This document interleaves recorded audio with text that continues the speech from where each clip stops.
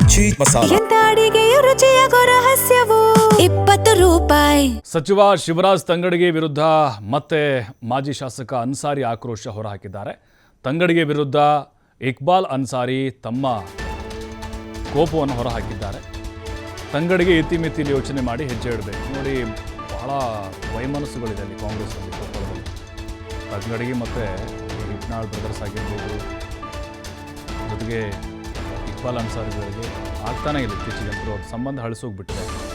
ತಂಗಡಗಿ ವಿರುದ್ಧ ಮತ್ತೆ ಕಿಡಿಕಾರಿದ್ದಾರೆ. ಇತಿಮಿತಿಯಲ್ಲಿ ಯೋಚನೆ ಮಾಡಬೇಕು. ನಾನು ಕಾಂಗ್ರೆಸ್ ಪಕ್ಷದಲ್ಲಿದ್ದೇನೆ, ತಂಗಡಗಿ ಕೂಡ ಕಾಂಗ್ರೆಸ್ ಪಕ್ಷದಲ್ಲಿದ್ದಾರೆ.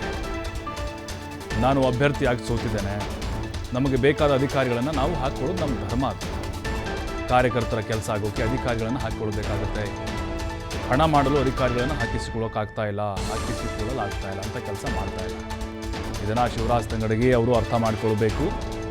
ಗಂಗಾವತಿಯಲ್ಲಿ ಮಾಜಿ ಶಾಸಕ ಇಕ್ಬಾಲ್ ಮತ್ತೆ ಕಿಡಿಕಾರಿದ್ದಾರೆ.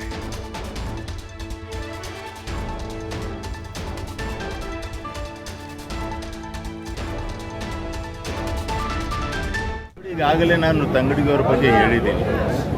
ತಂಗಡಗಿಯವರು ಕಾಂಗ್ರೆಸ್ ಪಕ್ಷದವರು, ನಾನು ಕಾಂಗ್ರೆಸ್ ಪಕ್ಷದವರು, ಹೌದಾ? ಆದರೆ ತಂಗಡಿಯವರು ಸ್ವಲ್ಪ ಇತಿಮಿತಿಯಲ್ಲಿ ಯೋಚನೆ ಮಾಡಿ ಮುಂದೆ ಹೆಜ್ಜೆ ಇಡಬೇಕು. ಗಂಗಾವತಿಯಲ್ಲಿ ನಾನು ಸೋತಿದ್ದೇನೆ ಅಂಥೇಳಿ ನನ್ನ ವಿರುದ್ಧನೇ ಇಲ್ಲಿ ಎಲ್ಲ ಅಧಿಕಾರಿಗಳಿಗೆ ಅವರೇ ಈವನ್ಲಿಂದ ಹಿಡಿದು ಎಲ್ಲರಿಗೆ ವರ್ಗಾವಣೆ ಅವರೇ ಮಾಡ್ತಾರಂದರೆ ನಾನು ಕಾಂಗ್ರೆಸ್ ಪಕ್ಷದಲ್ಲಿ ಇದ್ದೇನೆ. ಮಾಜಿ ಮುಖ್ಯಮಂತ್ರಿಗಳು ಸಿದ್ದರಾಮಯ್ಯನವರು, ಈಗಿನ ಮುಖ್ಯಮಂತ್ರಿಗಳು, ಪಕ್ಷದ ಒಂದು ಕಾನೂನು ಪ್ರಕಾರ ನಾವೇನು ಅಭ್ಯರ್ಥಿಯಾಗಿರ್ತೀವಿ, ನಮ್ಮ ಕರ್ತವ್ಯ ಇರ್ತದೆ. ನಾವಿಲ್ಲಿ ಸೋತಿರ್ತೀವಿ, ಆ ಭಾಗದಲ್ಲಿ ನಮಗೆ ಬೇಕಾಗಿರ್ತಕ್ಕಂಥ ಅಧಿಕಾರಿಗಳಿಗೆ ಹಾಕೋಕ್ಕೆ ನಮ್ಮ ಧರ್ಮ.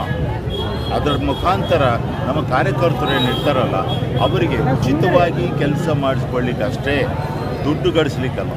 ಆದರೆ ತಂಗಡಗಿಯವರು ಇದನ್ನು ಅರ್ಥ ಮಾಡ್ಕೋಬೇಕು. ಈಗ ಅವರು ಅರ್ಥ ಮಾಡ್ಕೊಂಡಿಲ್ಲ ಅಂದರೆ ಮತ್ತೆ ನಾವು ನಮ್ಮ ಮನಸ್ಸಿನ ಭಾವನೆಗಳನ್ನು ಜನಗಳ ಮುಂದೆ ವ್ಯಕ್ತಪಡಿಸ್ಬೇಕಲ್ಲ. ಜನಾರ್ದನ್ ರೆಡ್ಡಿ ಬಗ್ಗೆ ನಾನು ಏನು ಹೇಳೋಕ್ಕಾಗಲ್ಲ, ಮುಂದಿನ ದಿನಗಳಲ್ಲಿ ಹೇಳ್ತೀನಿ. ಅವರು ಸುಳ್ಳಿನ ಒಂದು ದೊಡ್ಡ ಗುಡ್ಡನೇ ಅವರು, ಸುಳ್ಳಿನ ದೊಡ್ಡ ಗುಡ್ಡನೇ ಅವರು. ಬರೇ ಆ ಭಗವಂತನ ಕೃಪೆ ಅಂತ ಹೇಳ್ಕೊತ ಜನರಿಗೆ ಮರಳು ಮಾಡ್ತಾ ಇದ್ದಾರೆ. ಬಂದಾಗೆಲ್ಲ ಬರೀ ದೇವಸ್ಥಾನಗಳು, ಪೂಜೆ ಪುನಸ್ಕಾರಗಳು ಮುಗಿಸ್ಕೊಂಡು ಹೊಂಟು ಬಿಡ್ತಾರೆ. ಜನಗಳ ಅಭಿವೃದ್ಧಿ ಮಾಡಿ ಮೊದಲೇ ಕೊಟ್ಟಿರ್ತಕ್ಕಂಥ ಮಾತುಗಳನ್ನು ಪೂರೈಸಿರಿ. ಅವ್ರು ಹೇಳಿದರು, ನಾನು ಕೇಂದ್ರ ಸರ್ಕಾರದಿಂದ 10,000 ಮನೆಗಳನ್ನು ತಂದು ಗಂಗಾವತಿ ವಿಧಾನಸಭಾ ಕ್ಷೇತ್ರ ಜನತೆಗೆ ಕೊಡ್ತೀನಿ ಅಂಥೇಳಿ. ಮತ್ತು ಕೇಂದ್ರ ಸರ್ಕಾರ BJPದಿದೆ, ಮತ್ತು ಜನಾರ್ದನ್ ರೆಡ್ಡಿ ಅವರೇನು ಮನ್ಕೊಂಡಿದ್ದಾರೆ.